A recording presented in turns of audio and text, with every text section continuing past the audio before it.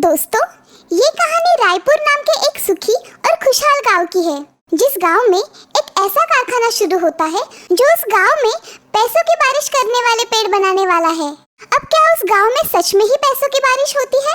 जानने के लिए हमारी ये कहानी अंत तक जरूर देखिए। और हाँ, ऐसी ही अनोखी और मजेदार कहानियाँ देखने के लिए हमारे इस चैनल को जरूर सब्सक्राइब करें। रायपुर एक खुशहाल गांव था। गांव के सभी लोग बड़े मेहनती थे। गांव था भी बड़ा सुंदर। गांव के चारों तरफ बड़ा घना जंगल था, जिससे गांव की शोभा बढ़ती थी। लेकिन न जाने किसकी इस गांव को नजर लग गई। अरे जल्दी जल्दी हाथ चलाओ भाई, 4 दिन में ये जंगल साफ होना चाहिए।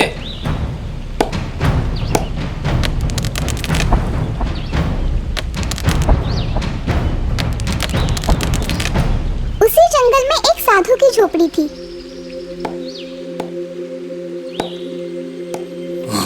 अरे ये क्या हो रहा है? तुम लोग ये पेड़ क्यों काट रहे हो? यहाँ पे अब एक बहुत बड़ा कारखाना खड़ा होने वाला है। कारखाना? कैसा कारखाना? इस कारखाने में कृत्रिम पेड़ बनने वाले हैं। कृत्रिम पेड़? लेकिन वो किस लिए? यहाँ पे तो पहले से ही इतने सारे हरे भरे पेड़ हैं। फिर इन कृत्रिम पेड़ों की क्या जरूरत? अरे भाई, ये कोई मामूली पेड़ नहीं है। कुछ अनोखे रासायनिक द्रव्यों को मिलाकर इन्हें बनाया जाएगा। इन पेड़ों से जो वायु निकलेगा, उससे इस गांव में पैसों की बारिश होगी। पैसों की बारिश, समझे? पैसों की बारिश? ये क्या बेवकूफी है? क्या गांव वालों को इस बात की खबर है? उनकी सम्मति से तो ये शुभ कार्य हो रहा है। अभी तुम जाओ यहाँ से और हमें हमारा काम करने दो। साधु ये बात सुनकर दुखी हो जाता है। वो गांव में आकर गांव वालों को समझाने की कोशिश करता है, पर कोई भी उसकी बात नहीं सुनता।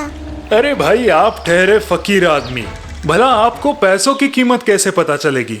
जरा सोचिए तो, इस गांव में अब पैसों की बारिश होने वाली है।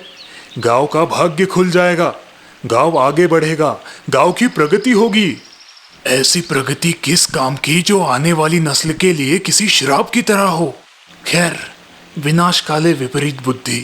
साधु नाराज होकर वो गांव और जंगल छोड़ के चला जाता है। जल्द ही पूरे जंगल को तोड़कर वहां पर कारखाना खड़ा किया जाता है।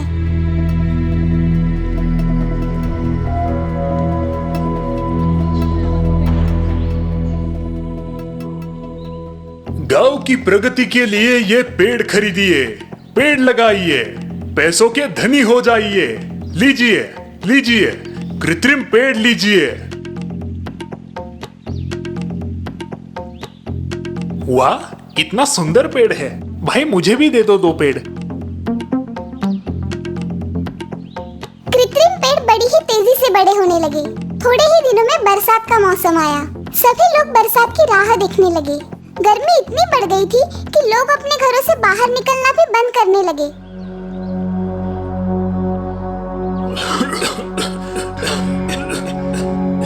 हे भगवान, इस धुएं ने तो जीना हराम कर दिया है।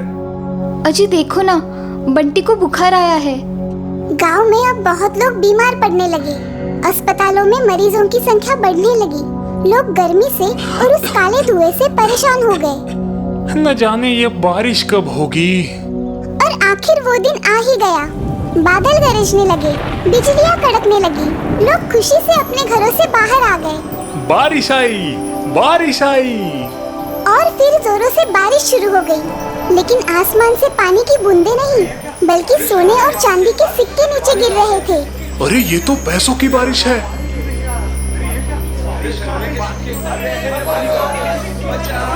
अरे रे, अरे कोई बचाओ। अरे ये बारिश तो सर फोड़ देगी। भागो भागो। लोग अब अपने अपने घरों का आसरा लेने लगे। अब तो भगवान ही बचाए इस बारिश से। पूरी रात भर पैसों की बारिश चालू ही रहती है। सुबह जब बारिश थमती है, सब लोग रास्तों पर निकल आते हैं।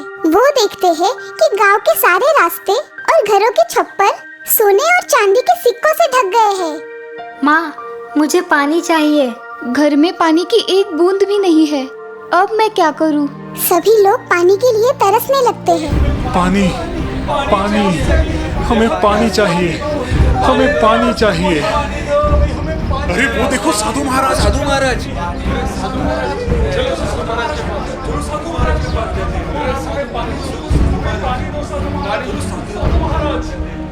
पानी, हमें पानी दीजिए। हमें पानी दीजिए साधु बाबा, साधु बाबा, हमें पानी दीजिए।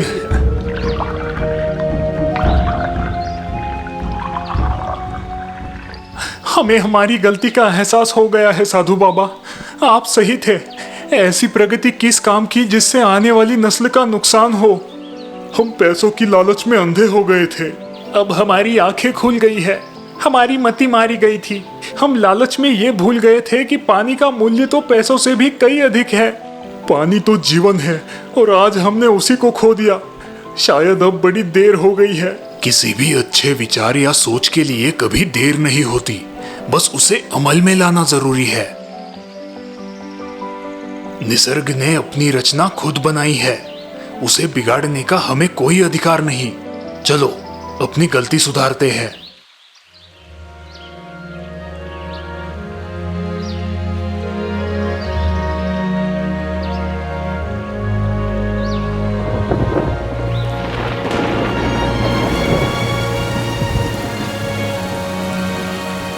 निसर्ग देवो भव।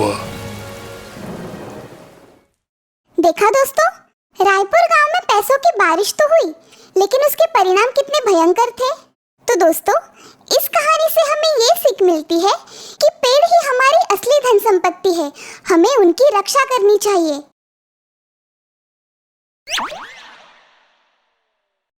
दोस्तों, ये कहानी गोपाल नाम के एक किसान की है जिसकी पत्नी कमला बड़बोली थी। उसके पेट में एक भी राज की बात टिक ना पाती। एक दिन गोपाल को उसके खेत में सोने की मोहरों से भरा हंडा मिला, लेकिन ये राज वो अपनी पत्नी से छिपाना चाहता था। लेकिन कैसे, जानने के लिए देखते हैं ये कहानी। और हाँ, ऐसी ही अनोखी और मजेदार कहानियां देखने के लिए हमारे इस चैनल को जरूर सब्सक्राइब करें। गोपाल नाम का एक किसान था। एक दिन वो अपने खेत में काम कर रहा था। अचानक जमीन में उसे एक सोने का हंडा मिला जो सोने के मोहरों से भरा हुआ था। हाँ? सोने का हंडा? मेरा तो नसीब ही खुल गया। कमला को दिखाऊंगा तो वो खुशी से पागल ही हो जाएगी। लेकिन जैसे ही वो कमला के बारे में सोचने लगता है, वो थोड़ा डर सा जाता है। नहीं नहीं, कमला को इसके बारे में बताया तो वो पूरे गांव में ढिंढोरा पीटने लगेगी। हमारे खेत में सोने का हंडा मिला, हमारे खेत में सोने का हंडा मिला। अरे बाप रे, नहीं नहीं, ऐसा नहीं होना चाहिए। लेकिन मैं कमला से इस बात को छुपाऊंगा कैसे? इतने बड़े घड़े को मैं अकेले तो उठा के नहीं ले जा सकता। कुछ तो उपाय सोचना पड़ेगा। गोपाल ने उस हंडे को फिर से मिट्टी से ढक दिया और उसी बात पर सोचते हुए वो घर पहुंचा। आज बड़े जल्दी घर लौट आए। मुझे जोरों की भूख लगी है, जल्दी से खाना परसो। कमला ने खाना परोसा, लेकिन गोपाल का ध्यान खाने में नहीं था। कमला, मुझे भूख नहीं है, मैं जरा बाजार होके आता हूँ। बड़ी अजीब बात है, अभी तो कह रहे थे कि बड़ी भूख लगी है। तबीयत तो ठीक है ना आपकी? हाँ हाँ, मैं ठीक हूँ। रात को देर हो जाएगी, तुम खाना खा के सो जाना। गोपाल अब बाजार पहुँचता है। वो बाजार में से कुछ मछलियाँ और लाल रंग के 4-5 डिब्बे खरीद लेता है। फिर वो सारा सामान लेके अपने खेतों में पहुँचता है। मुझे अब काम पे लग जाना चाहिए। गोपाल अब उस लाल रंग को पानी में मिला देता है और पूरे खेत में उस रंग की सिंचाई कर देता है। उसके बाद साथ लाई हुई मछलियों को वो खेतों में बिखेर देता है।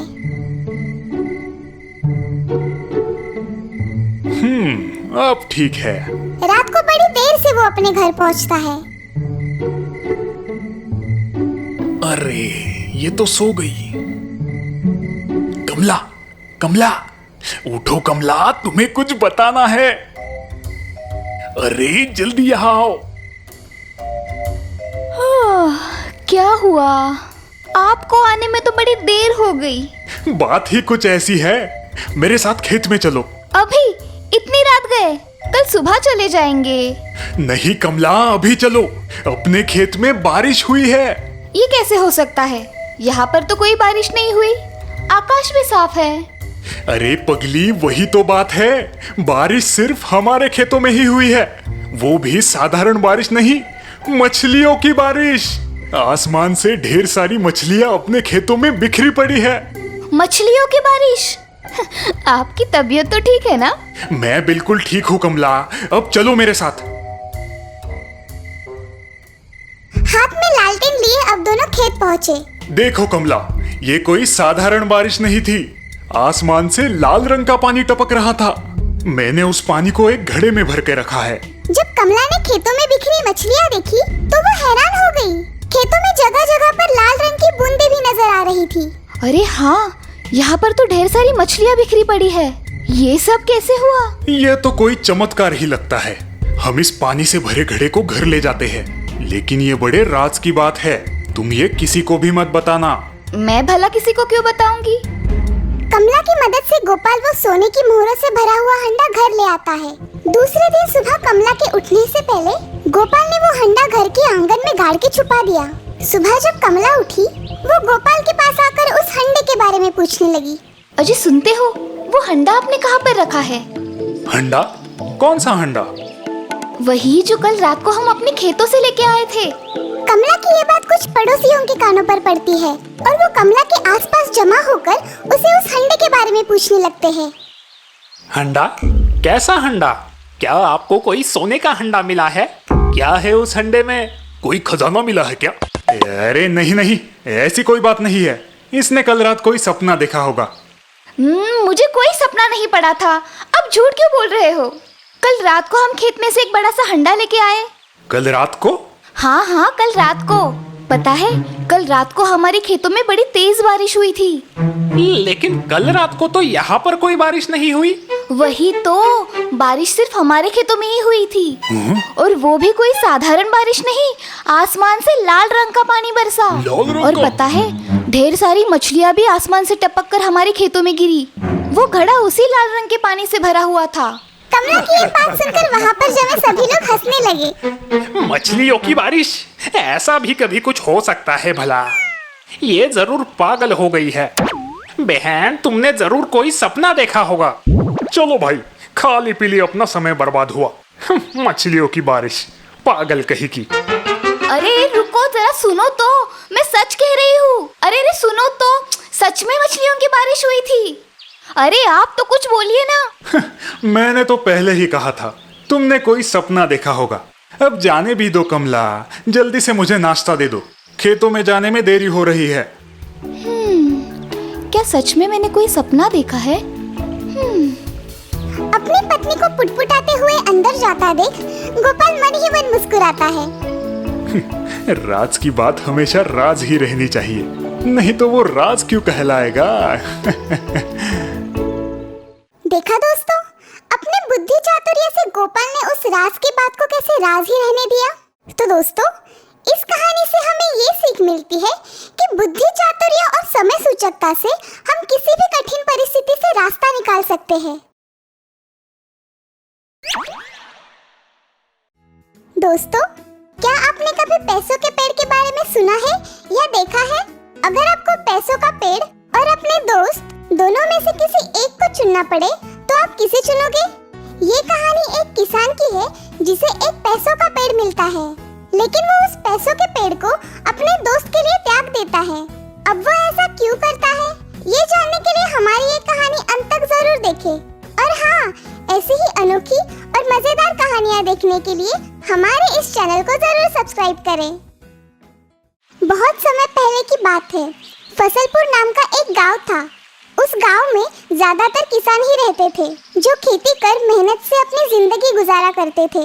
लेकिन एक चंदू नाम का किसान था जो अपनी जिंदगी से बिल्कुल भी खुश नहीं था। उसकी इच्छाएं कभी खत्म ही नहीं होती थी। ये कैसी जिंदगी जी रहा हूँ मैं। सुबह से शाम खेत में मेहनत करो और तब भी अच्छी फसल नहीं उगती। अरे चंदू, इतने परेशान क्यों हो? देखना, इस बार की फसल जरूर अच्छी रहेगी। सिर्फ अच्छी फसल आने से क्या होगा राजू, पैसे भी तो अच्छे मिलने चाहिए। ज्यादा पैसों की हमें क्या जरूरत है चंदू?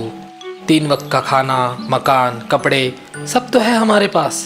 मैं अपनी पूरी जिंदगी इस खेत में नहीं बिताना चाहता राजू। मेरे कुछ और भी सपने हैं। सपने देखना तो अच्छी बात है चंदू, लेकिन उन सपनों को पूरा करने के लिए तुम्हें उतनी मेहनत भी तो करनी होगी। काश हमारे पास पैसों का पेड़ होता, हमें कभी भी इतनी मेहनत करने की जरूरत नहीं पड़ती। चलो अब सपने देखना छोड़ो और काम करो। दोपहर होते ही खेत में काम खत्म कर चंदू और राजू अपने घर के लिए निकल जाते हैं। अच्छा राजू, मैं आज जंगल के रास्ते जा रहा हूँ। क्यों? तुम्हारा कुछ काम है जंगल में? मैं जंगल से कुछ पेड़ काटकर उनकी लकड़ियों को बाजार में बेचने जा रहा हूँ। हाँ, तुम्हें ऐसा नहीं करना चाहिए। वो पेड़ जिसे तुम काट कर पैसे कमाओगे, उस पेड़ से हमें और हमारे पर्यावरण को भी बहुत से फायदे होते हैं। क्या फायदा उन चीजों का जिनसे मुझे कोई फायदा ना हो? और वैसे भी मैं किसी सूखे पेड़ को ही काटूंगा। तुम फिक्र मत करो। अच्छा ठीक है, फिर मैं चलता हूँ। अब बाकी जैसे तुम्हारी मर्जी। शाम से पहले ही घर वापस आ जाना। चंदू पेड़ काटने जंगल में चला जाता है। जंगल में वो बहुत समय तक एक सूखे पेड़ को ढूंढता रहता है, लेकिन उसे कोई भी सूखा पेड़ दिखाई नहीं देता। तभी उसकी नजर एक साधु महाराज पर पड़ती है, जो एक सूखे पेड़ के नीचे बैठकर ध्यान कर रहे होते हैं। ये तो एक सूखा पेड़ है, लेकिन ये साधु इस पेड़ के नीचे क्यों बैठे हैं? अजीब बात है। चंदू पेड़ के नीचे बैठे उन साधु महाराज के पास जाता है। प्रणाम साधु महाराज, आप इस सूखे पेड़ के नीचे क्यों बैठे हो? आपको तो उस बड़े पेड़ की छांव में बैठना चाहिए।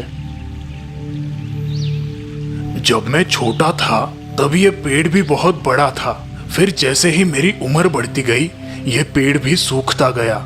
आज इस पेड़ से मुझे कोई छांव नहीं मिलती, लेकिन ये आज भी मेरे लिए बहुत अनमोल है। तुम बताओ, तुम्हारा क्या काम है यहाँ? मैं इस पेड़ को काटने आया हूँ। तुम इस पेड़ को काट कर क्या करोगे? मैं इसे बाजार में जाकर बेच पैसे कमाऊंगा। पैसे? तुम इस अनमोल पेड़ की तुलना पैसों से करते हो? तुम एक किसान हो, तुम्हें पेड़ पौधों को जीवन देना चाहिए। साधु महाराज, ये पेड़ अब पूरी तरह सूख चुका है। ना इस पर कोई फल आएंगे, ना ही इससे किसी को छांव मिलेगी। फिर ये पेड़ अनमोल कैसे हुआ? तुम्हारे भी बाल एक दिन सफेद हो जाएंगे और तुम भी सूखे और कमजोर हो जाओगे। तो क्या तुम्हें भी हम जान से मार दे? साधु जी, आप ये फिजूल की बातें कर मेरा वक्त बर्बाद मत कीजिए। मैं इस पेड़ को तो काटे बिना यहाँ से नहीं जाऊंगा। सुनो बच्चे, ये रखना याद, जड़ें हमारे जीवन की जुड़ी है इन पेड़ों से खास। जो तुम तोड़ोगे इन्हें, फिर टूट जाएगी सांस।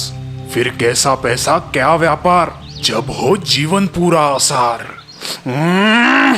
साधु की बातें ना मानते हुए चंदू ने अपनी कुल्हाड़ी उठाई और उस सूखे पेड़ पर घाव करने लगा। जैसे ही वो उस पेड़ पर घाव करने लगा, वो बेहोश होकर नीचे गिर गया। चंदू को जंगल से वापस ना आया हुआ देख राजू चंदू को ढूंढने जंगल की तरफ निकल जाता है।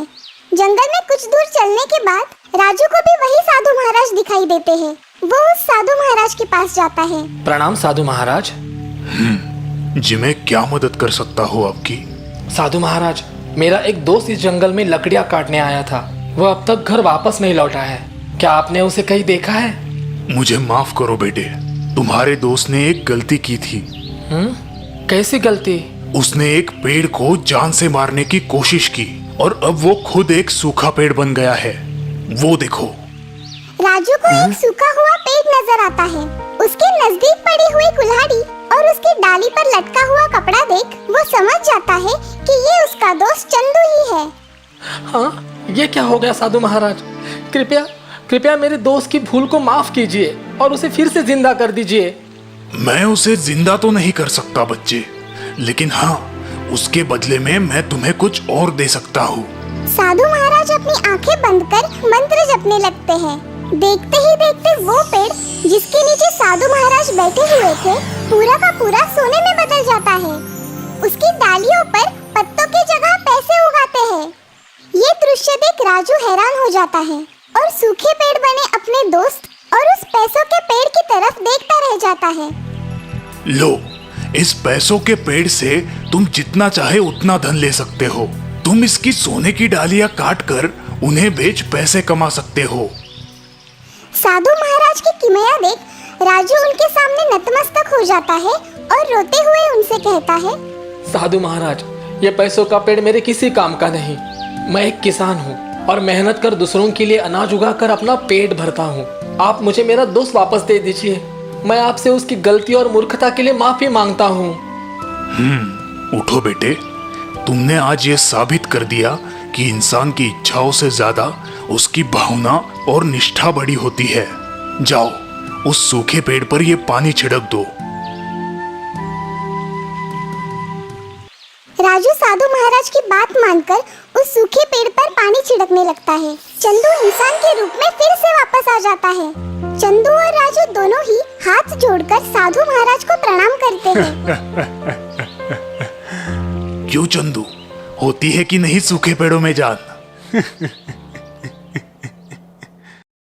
देखा दोस्तों, कैसे चंदू को अपनी लालच का फल मिला। वो अपनी मेहनत की कमाई पर खुश नहीं था और ज्यादा आरामदायी जीवन जीना चाहता था। अपने स्वार्थ के लिए वो पेड़ काटकर पर्यावरण को हानि पहुंचा रहा था। तो दोस्तों, इस कहानी से हमें ये सीख मिलती है कि पेड़ पौधे हमारे जीवन का एक महत्वपूर्ण अंग है। हमें उन्हें नुकसान नहीं पहुंचाना चाहिए।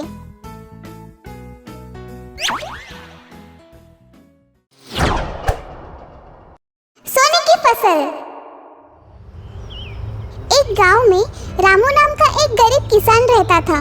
रामू एक बहुत ही धनवान जमींदार गोपाल दास के खेत में काम करता था। गोपाल दास बहुत ही लालची और खुदगर्ज इंसान था। गोपाल दास हर रोज अपने मुंशी सेतु के साथ खेत का चक्कर लगाने जाता था। एक दिन खेत में चलते वक्त गोपाल दास की नजर मुस्कुराते हुए रामू पर पड़ी। रामू को खुशी से मुस्कुराता देख वो उसे पूछता है, क्या बात है रामू, आज बड़े ही खुश लग रहे हो। वही तो बात है मालिक कि कोई बात नहीं है। रामू की ये बात सुनकर गोपाल दास सोच में पड़ जाता है कि उसके पास इतना धन संपत्ति होने के बाद भी वो उस किसान जितना खुश क्यों नहीं है, और उस किसान के पास कुछ ना होकर भी वो इतना खुश कैसे। गोपाल दास से रामू की खुशी देखी नहीं जाती और वो उसे काम से निकालने की सोचता है। हमें उस रामू की जरूरत नहीं है। तुम एक काम करो, रामू को काम से निकाल दो। हैं? रामू? वो तो बहुत ही मेहनती आदमी है मालिक, उसे क्यों? सेतु जितना बोला गया है बस उतना करो। गोपाल दास की बात सुन सेतु ये बात रामू से कहता है। ओ रामू, सुनो, तुम कल से काम पर मत आना। तुम्हारा हिसाब किताब कर लिया है, जमींदार जी के घर जाके ले लेना।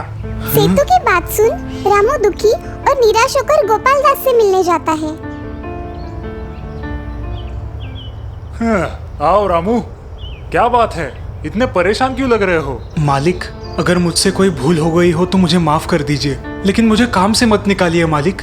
गोपाल दास रामू की कोई भी बात नहीं सुनता और उसे सिर्फ एक छोटी थैली अनाज देकर वापस भेज देता है। रामू बिना कुछ कहे वहाँ से निराश होकर निकल जाता है। तभी उसे रास्ते में एक गरीब बूढ़ा मिलता है। श्रीमान, मैं बहुत दिनों से भूखा हूँ, क्या आपके पास कुछ है? मेरे पास तो सिर्फ ये अनाज की थैली है, चाहे तो इसे आप रख सकते हैं। क्या तुम्हें इस अनाज की जरूरत नहीं है? जी, मैं एक किसान हूँ और लोगों की भूख मिटाना मेरा धर्म है। आप इसे रख लीजिए, मुझसे ज्यादा तो इसकी आपको जरूरत है। ये कहकर वो वहाँ से चला जाता है। उस दिन रामू भूखे पेट ही सो जाता है। रात को रामू के सपने में वही बूढ़ा आता है और कहता है, रामू, रामू, मैं तुम्हारी उदारता और निस्वार्थता से बहुत खुश हूँ। इसलिए मैं तुम्हें यह आशीर्वाद देता हूँ कि कल सुबह जब तुम उठोगे तो तुम्हारे खेत की सारी फसल सोने की होगी। जब सुबह रामू अपनी नींद से उठा और उसने अपने घर का दरवाजा खोला, वो चौंक गया क्योंकि उसके घर के सामने सोने की फसल लहरा रही थी। गांव में सभी इस बात पर चर्चा करने लगते हैं। जैसे ही ये बात गोपाल दास के कानों पर पड़ी, वो जोर जोर से हंसने लगा। क्या मजाक है।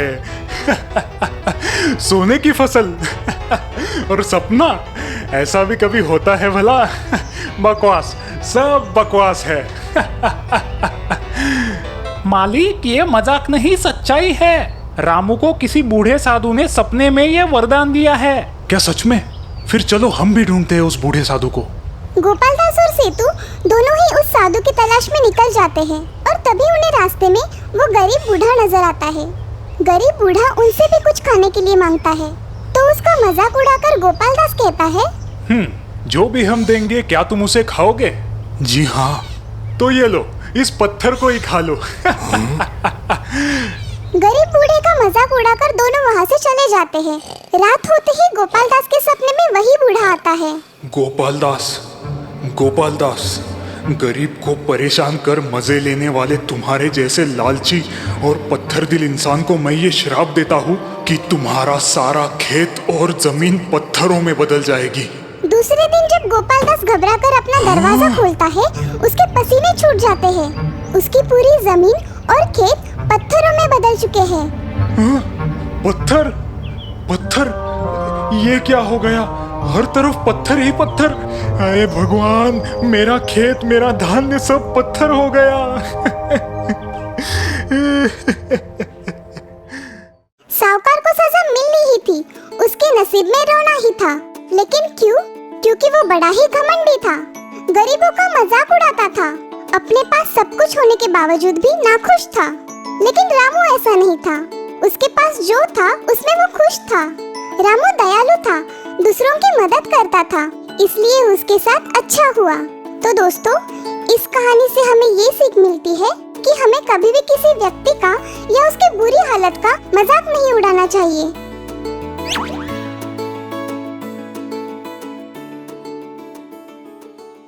थी ना मजेदार कहानियाँ? तो चलिए